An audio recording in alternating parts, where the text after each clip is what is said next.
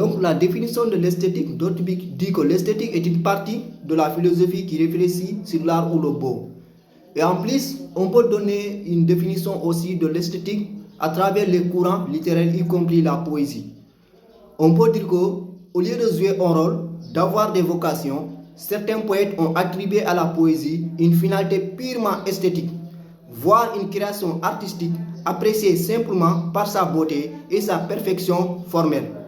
Ces poètes sont partisans de la théorie de l'art pour l'art, à l'instar de Théophile Gautier, qui estime que le beau précède l'utilité dans toute création littéraire. C'est pourquoi qu'il déclare dans le préface de Mademoiselle de Maupin, en 1834, il dit « Il n'y a vraiment de beau que ce qui ne peut servir à rien, tout ce qui est utile est laid. » Et en plus, il dit « Là, il sculpte l'une et ses ailes, cotoré flottant ses ailes dans le bloc résistant. » Toujours c'est Théophile Gautier. Il ajoute encore, il dit, ils croyons à l'autonomie de l'art. L'art n'est pas, ils croyons à l'autonomie de l'art. L'art n'est pas le but. Ils croyons à l'autonomie de l'art. L'art n'est pas le moyen, mais le but. Tout artiste qui propose autre chose que du beau n'est pas un artiste. Je répète encore. Il dit, ils croyons à l'autonomie de l'art. L'art n'est pas le moyen, mais le but. Tout artiste qui propose autre chose que du beau n'est pas un artiste.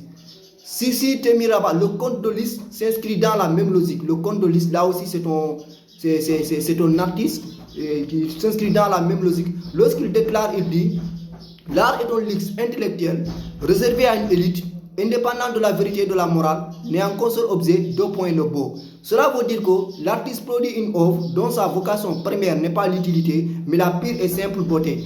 Fini son moment d'inspiration, l'artiste est nul, il n'est plus capable de rien. C'est pourquoi on dit que à l'œuvre d'art, sois belle et tais-toi. À l'œuvre d'art, sois belle et tais-toi. On peut dire encore, l'art ne vise aucune utilité pratique, il doit être destiné à la contemplation esthétique. C'est ça qu'on va parler. Dans ce cas, l'artiste peut être défini comme un artisan des mots qui a le don de sublimer au lecteur par la beauté de son œuvre. C'est ça, si nous passons là-bas, on peut définir l'esthétique encore. Il peut passer par un certain caractère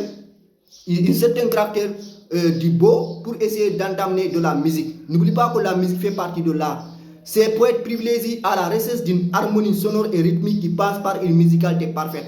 C'est ça qu'on peut répondre par Paul Verlaine dans l'art poète, il dit de la musique avant toute chose, de la musique encore et toujours.